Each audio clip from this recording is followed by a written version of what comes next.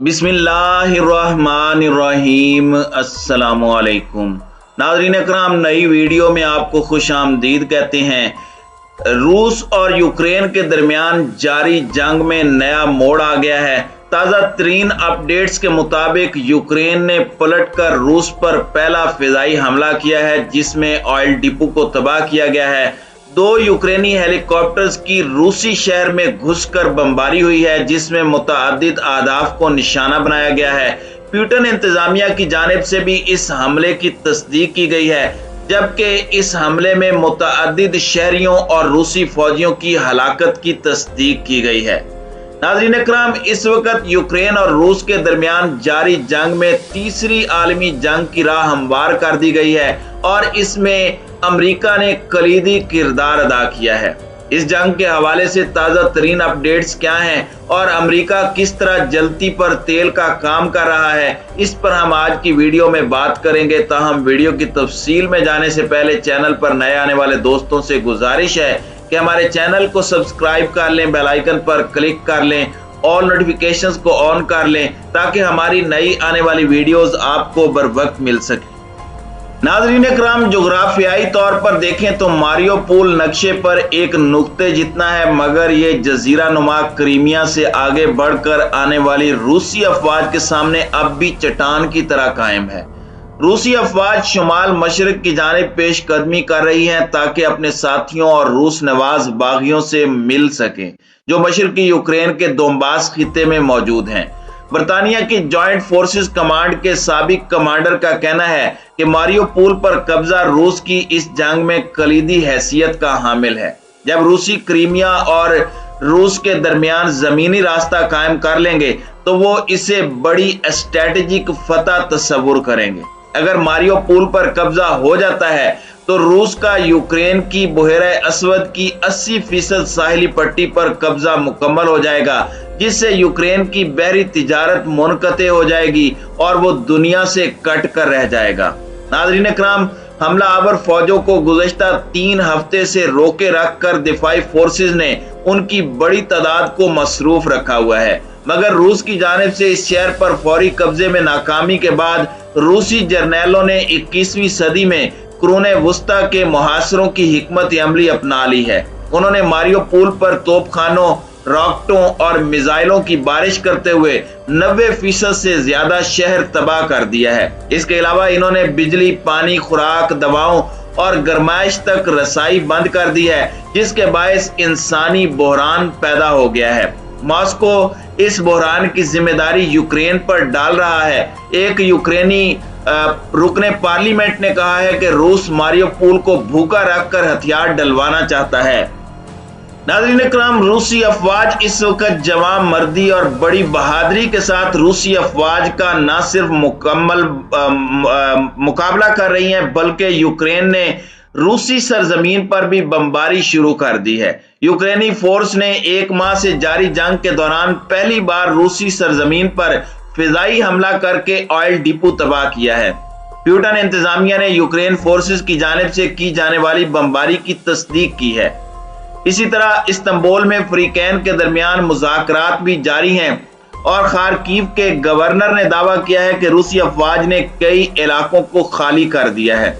गैर मुल्की खबर रसां इदारे के मुताबिक यूक्रेन के 2 फौजी हेलीकॉप्टर्स निचली परवाज करते हुए रूसी शहर बिलक्रोद में दाखिल हुए हैं, जहां उन्होंने मुतअद्दिद अहदाफ पर बमबारी की। हमले में एक ऑयल डिपो भी तबाह हुआ। रूस ने भी तस्दीक की है कि यूक्रेन के 2 हेलीकॉप्टर्स फिजाई हुदूद की खिलाफ वर्जी करते हुए शहर में दाखिल हुए और ऑयल डिपो को निशाना बनाया। रूस के जिस शहर के ऑयल डिपो को निशाना बनाया गया वो यूक्रेन की सरहद से महज 35 किलोमीटर की दूरी पर है। नाज़रीन इकराम, 27 फरवरी से शुरू होने वाली जंग के दौरान यूक्रेन की जानिब से रूसी सरजमीन पर किया जाने वाला ये पहला हमला है। दूसरी जानिब इस्तांबुल में फ्रीकैन के दरमियान मुज़ाकरात भी जारी हैं और खार्किव के गवर्नर ने दावा किया है कि रूसी अफवाज ने मुज़ाकरात के बाद कई इलाकों को खाली किया है।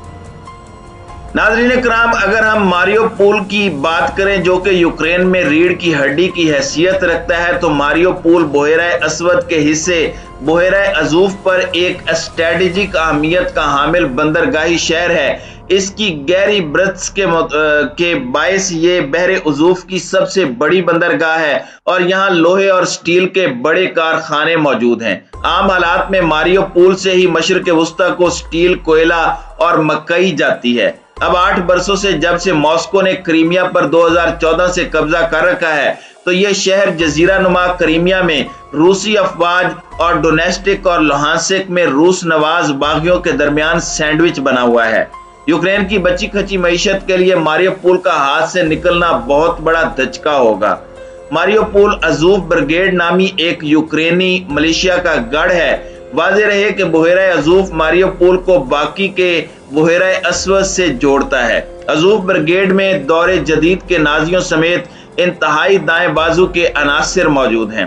اگر روس ازوف برگیڈ کے جنگجوؤں کی بڑی تعداد کو زندہ پکڑنے میں کامیاب ہو جاتا ہے تو امکان ہے کہ یوکرین اور اس کی حکومت کی ساکھ بگاڑنے کے لیے ان کی روسی سرکاری میڈیا پر پریڈ کروائی جائے۔ اگر روس نے ماریو پول پر قبضہ کر لیا تو یہ دونوں متحارب ممالک کے لیے نفسیاتی طور پر اثر انگیز ہوگا۔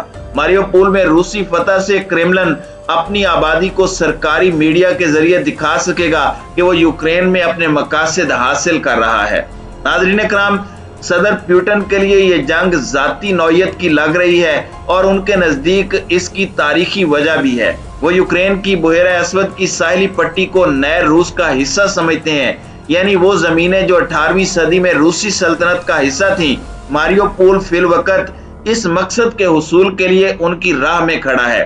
یوکرین کے صدر زیلینسکی کا کہنا ہے کہ ملک کے جنوب میں ساحلی شہر ماریو پول میں اب بھی 1/4 آبادی یعنی تقریباً 1 لاکھ افراد غیر انسانی حالات میں پھنسے ہوئے ہیں۔ یوکرینی صدر نے ماریو پول میں پھنسے افراد کی مشکلات کا ذکر کرتے ہوئے کہا کہ ان افراد کے پاس نہ پانی ہے، نہ خوراک ہے، نہ ہی ادویات ہیں اور وہ مسلسل بمباری اور گولہ باری کی زد میں ہیں۔ ناظرین اکرام، جنگ کے آغاز سے ہی یوکرین کا شہر ماریو پول اپنی علاقائی اہمیت کے باعث روسی فوج کا اہم ہدف رہا ہے۔ انسانی حقوق کی تنظیم ہیومن رائٹس واچ کی 21 مارچ کو جاری ایک رپورٹ میں کہا گیا کہ شہر ایک ایسے جہنم کا منظر پیش کر رہا ہے جہاں ہر طرف لاشیں اور تباہ حال عمارتیں ہیں۔ ٹیکنالوجی کی جاری کردہ سیٹلائٹ تصاویر میں اس شہر میں تباہی اور نقصان کی شدت ظاہر کی گئی ہے۔ روس نے تجویز دی تھی کہ اگر یوکرین کے فوجی ہتھیار پھینک دیں تو ایسی صورت میں عام شہریوں کو شہر سے نکلنے کی اجازت دی جائے گی، مگر یوکرین نے یہ کہتے ہوئے اس پیشکش کو رد کر دیا کہ وہ اپنے اس اہم ساحلی شہر سے کسی صورت دستبردار نہیں ہوں گے۔ دوسری جانب روس کے صدر پیوٹن کے ترجمان نے جوہری ہتھیار کے استعمال کو مسترد کرنے سے انکار کر دیا ہے۔ CNN ٹی وی کو انٹرویو میں پیسکوف کا کہنا تھا کہ اگر ملک کے وجود کو کوئی خطرہ لاحق ہوا تو جوہری ہتھیاروں کا استعمال کیا جا سکتا ہے۔ امریکہ نے اس بیان پر رد عمل دیتے ہوئے اسے غیر ذمہ دارانہ قرار دیا تھا۔ پینٹاگون کا کہنا ہے کہ ایک ایٹمی قوت کے حامل ملک کا یہ ذمہ دارانہ رویہ نہیں ہے۔ ناظرین اکرام، روس اور یوکرین کی جنگ میں مغربی ممالک اور امریکہ کی مداخلت بڑی غلطی ہے۔ امریکہ بھاری ہتھیاروں کے ذریعے سے یوکرین کو اس وقت مدد کر رہا ہے جو تیسری عالمی جنگ کی راہ ہموار کر رہی ہے۔